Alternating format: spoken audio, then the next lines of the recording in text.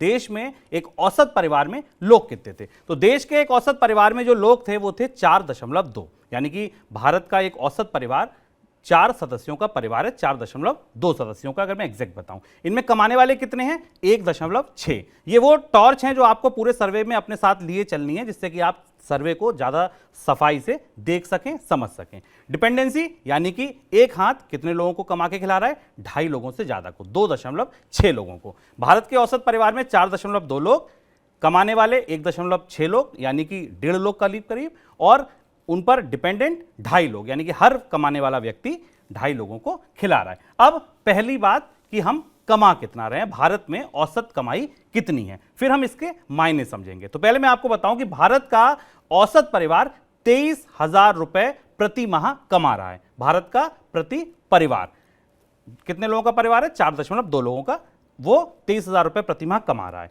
इसको अगर और बारीक से समझें तो 40% लोग 15,000 रुपए से कम कमा रहे हैं, 40% लोग 15 से 35,000 रुपए तक कमा रहे हैं, 8% लोग 35 से 50,000 रुपए के बीच कमा रहे हैं, और 6% भारतीय परिवार 50,000 रुपए प्रति माह से ज्यादा कमा रहे हैं। अगर आप इसको देखें तो 35,000 से कम वाले में 86% परिवार आते हैं।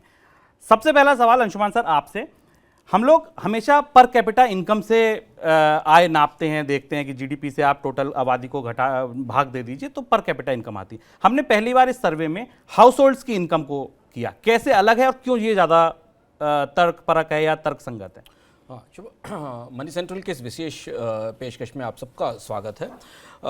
ये सर्वे कई मायनों में बहुत महत्वपूर्ण है, क्योंकि हमें यह सर्वे ये समझने की सूझ देता है भारत की अर्थव्यवस्था में लोगों के जेब की परिस्थिति की। और पहली चीज़ जो हमें यहाँ सबसे महत्वपूर्ण पता चली, और ये फ़र्क लोगों के दिमाग में सवाल के तौर पर हमेशा होगा कि प्रति व्यक्ति आय ज़्यादा महत्वपूर्ण फार्मूला है या हाउस होल्ड इनकम या फैमिली की इनकम ज़्यादा महत्वपूर्ण फार्मूला है। हमने क्यों परिवार की इनकम को आधार बनाया? उसकी वजह यह है कि प्रति व्यक्ति आय के आंकड़े की अपनी एक सीमाएँ हैं। इसको ढीला ढाला और डिफिशियंट आंकड़ा माना जाता है, क्योंकि इसमें आमतौर पर आप देश की आबादी को देश के जीडीपी से विभाजित कर देते हैं, और इसमें वो लोग भी शामिल होते हैं जो शायद कमा नहीं रहे, जिसमें कि कोई नवजात बच्चा भी हो सकता है और रिटायर्ड व्यक्ति भी हो सकता है। और इसलिए जब हाउस होल्ड इनकम को आधार बनाते हैं शुभम, तब हमें जान पाते हैं और तब हमारा फोकस सिर्फ उस पर होता है जो उस परिवार के अंदर अर्नर है या कमाई कर रहा है। और इस सर्वे से हमें पहली बार पता चला कि 4.2 लोग हैं, और उनमें से 1.6 लोग भारत में परिवार में अर्न कर रहे हैं, यानी कम से कम परिवार में 2 स्रोत आय के मौजूद हैं, ये दिखाई देता है। पर यह परिवार का आंकड़ा हमें एक मामले में चुनौतीपूर्ण लगता है, और इसलिए हम इस चर्चा को आज कर रहे हैं ताकि हम उस संदर्भ में आपको समझा सकें जो संदर्भ आप इन आंकड़ों को समझने का देख सकें। यह बताता है कि भारत अपनी युवा आबादी के शिखर पर बैठे होने के बाद भी भारतीय परिवारों का डिपेंडेंसी रेशियो कितना हाई है, यानी भारत में 1.5 लोग कमाकर 2.5 लोगों को फीड कर रहे हैं।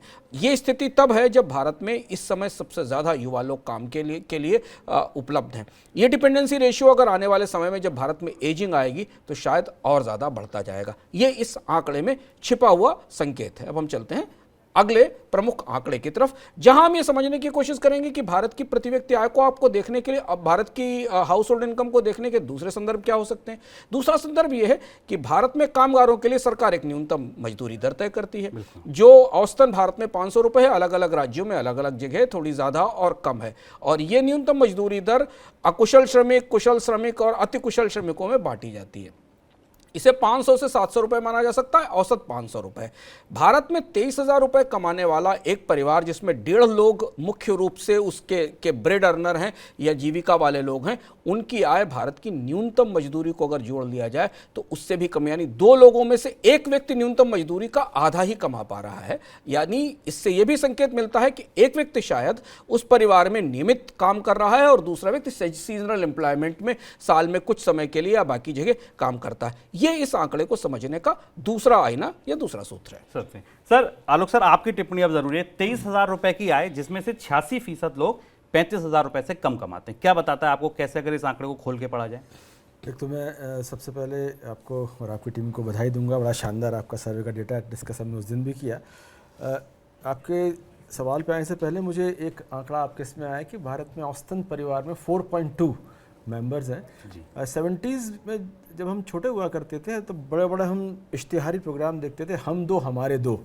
तो 50 साल पहले जो हमने एक आइडियल परिवार का साइज़ 4 जो हमने सोचा था, मुझे लगता है कि उसको हम पा नहीं पाए हैं, 4 के ऊपर चले गए हैं।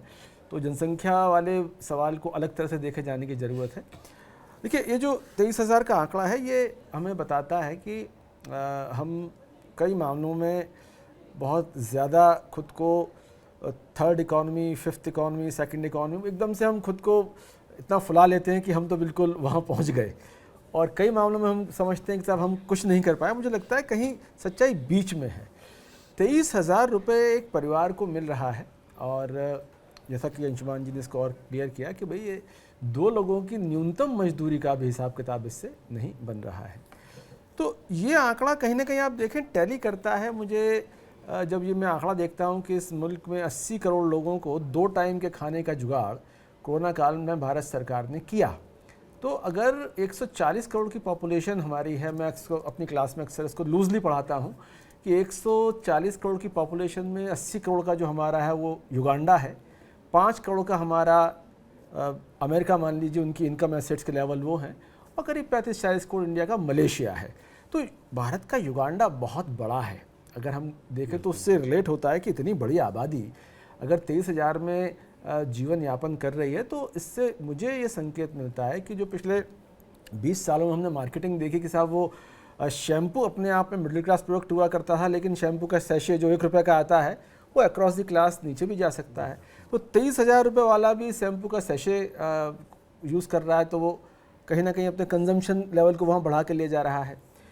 अभी हम बात कर रहे हैं फाइनेंशियल संदर्भ में। मुझे लगता है कि ये जो 23,000 वाला इनकम सेगमेंट है, इसके लिए हमको जो सैशे मार्केटिंग शैम्पू में वहाँ शुरू हुई है, कुछ इस तरह का यहाँ सोचना पड़ेगा, करना पड़ेगा। क्योंकि आपके सर्वे मैंने पहले भी देखा था, तो उसमें ये आया था कि जो ठीक ठाक पैसा अर्न करने वाले लोग तो इन्वेस्ट कर रहे हैं म्यूचुअल फंड और शेयर्स में, तो वहाँ रिटर्न भी ज़्यादा मिल रहे हैं उनको। तो वो यहाँ तक कैसे पहुँचे, क्योंकि बहुत बड़ा सेगमेंट है ये। तो 2 मोटे मोटे मैं इससे लेता हूँ कि एक तो मैं जब भी बात करूँ कि साहब मैं बिल्कुल 5th नंबर की इकॉनमी बन गया हूँ, तो थोड़ा सा एक सेंस ऑफ मॉडरेशन ये भी रहे कि उसके बावजूद जो मेरी इनकम है घरेलू स्तर पे जो अवेलेबल है वो 23,000 प्रति माह प्रति परिवार है। तो ये मुझे लगता है कि थोड़ा सा हमको एक तथ्यों की ज़मीन पर काम करने की ज़रूरत है, और फाइनेंशियल प्रोडक्ट्स वहाँ तक सैशे मार्केटिंग में कैसे पहुँचे, इन विषयों पर भी काम करने की जरूरत है। बिल्कुल। अंशुमान जी, आप कुछ कह रहे हैं? एक और बात इसमें, चूंकि आलोक जी ने मध्य वर्ग की और मिडिल क्लास की बात की, हमारी अक्सर चर्चाओं में वो जो चर्चाएं आमतौर पर भारत के मध्य वर्ग के बीच होती हैं, वहाँ इनकम की चर्चा हमेशा इनकम टैक्स के संदर्भ में आती है। इनकम हमारे संदर्भों में इनकम टैक्स में ही आती है, और इस आंकड़े को समझने का, जो हमारे पास परिवारों की इनकम के आंकड़े को समझने का को अगर करीब से आप देखें, तो आप ये देखें कि भारत के परिवारों की इनकम के आधार पर भी भारत का लगभग आधा हिस्सा ऐसा है जो इनकम टैक्स के दायरे से भी बाहर है। और इसीलिए जब हम कहते हैं कि इनकम टैक्स भारत में लोग पे करते हैं, तो आप इस आंकड़े को अगर करीब से देखेंगे तो आपको दिखाई देगा कि भारत के इस आंकड़े में सिर्फ ऊपर के 8 और 6% लोग ऐसे हैं जहां शायद परिवार का कोई एक व्यक्ति इनकम टैक्स के दायरे में आ सकता है। एक चीज, 90% को तो कोई मतलब 90% को तो, और जब हम कहते हैं कि सारे लोग टैक्स देते हैं, तो हमें यहां समझना जरूरी है कि भारत की एक बड़ी आबादी की हाउस होल्ड इनकम भी इनकम टैक्स के दायरे के लायक नहीं है, पर ये सारी की सारी आबादी इनडायरेक्ट टैक्सेस देती है। सारी की सारी आबादी अपनी खपत पर, चाहे वो दवा खरीदती हो, या वो बिस्किट खरीदती हो, या वो चप्पल खरीदती हो, या वो कोई सामान खरीदती हो, तो उस पर टैक्स देती है। और इसलिए कंजम्पशन लेड टैक्सेशन बड़ा हिस्सा रखते हैं भारत में, बजाय इनकम लेड टैक्सेशन के। और सरकार इनकम पर चूंकि इनकम नहीं है, तो सरकार कंजम्पशन से ज़्यादा खपत से टैक्स लगाती है, और उसका असर हमें महंगाई के तौर पर नज़र आता है। और दूसरी और महत्वपूर्ण बात और है, फिर इसके बाद हम अगले उस पर चलते हैं, कि भारत में बचतों को मिलने वाली सारी रियायतें भी उसी क्लास से शुरू होती हैं जिस क्लास को आप इनकम टैक्स के दायरे में चुनते हैं। यानी सरकार खुद भी मानती है अपने इनकम टैक्स के सिस्टम में कि जिसकी इनकम 50,000 रुपये से नीचे, उसको बचत के प्रोत्साहन की भी जरूरत नहीं है। बचत के जितने भी प्रोत्साहन है, वो प्रोत्साहन इनकम टैक्स के तहत उसी क्लास से ऊपर के लिए शुरू होते हैं। ये इनकम के आंकड़े को समझने के कुछ और तरीके हो सकते हैं जो हमें इस हाउस होल्ड इनकम के आंकड़े के सामने दिखाई देते हैं। बिल्कुल। तो अंशुमान जी ने 3 बातें बताई। हाउस होल्ड की इनकम ज़्यादा ज़रूरी है, पर कैपिटा इनकम एक ढीला ढाला आंकड़ा है, उस पर इतना गौर ना कीजिए। दूसरा, इनकम टैक्स के नज़रिए से अगर आप सोचें तो भारत के 86%, 90% परिवार, इंडिविजुअल्स नहीं, परिवार इनकम टैक्स के दायरे में आते नहीं हैं। और आलोक जी ने जो बात कही वो बड़ी इंटरेस्टिंग, कि भारत में युगांडा ज़्यादा बड़ा है, उसे मलेशिया होने की ज़रूरत है, और शैशे जैसे प्रोडक्ट फाइनेंशियल प्रोडक्ट भी नीचे तक लाने की ज़रूरत है, जैसे कि शैम्पू पहुंच जाता है। एक इंपॉर्टेंट चीज़ और जो मैं जोड़ना चाहूँगा कि 23,000 रुपये ये जो औसत आय है ये भारत के परिवारों की है, वो एक नेशनल एवरेज है। लेकिन आप जिस राज्य से ये प्रोग्राम इस समय देख रहे हैं उस राज्य की स्थिति क्या है, आप ये भी जानना चाहेंगे। तो मैं आपको बता दूं कि नेशनल एवरेज के ऊपर यानी 23,000 से ऊपर जो परिवार आते हैं उनमें नंबर 1 पहला सबसे ज़्यादा जो औसत आय वाला परिवार है वो महाराष्ट्र है, उसके बाद कर्नाटका है, फिर दिल्ली, राजस्थान, पंजाब, केरला, गुजरात और हरियाणा। इतने परिवार राज्य ऐसे हैं जिनके परिवार नेशनल औसत 23,000 से ऊपर कमाते हैं। जबकि सबसे खराब हालत है बिहार की, उसके बाद झारखंड की, वेस्ट बंगाल, ओडिशा की। ये सारे राज्य ऐसे हैं, तमिलनाडु, उत्तर प्रदेश, उत्तराखंड, मध्य प्रदेश, ये सारे राज्य ऐसे हैं जिनका परिवार की औसत कमाई राष्ट्रीय औसत से नीचे है।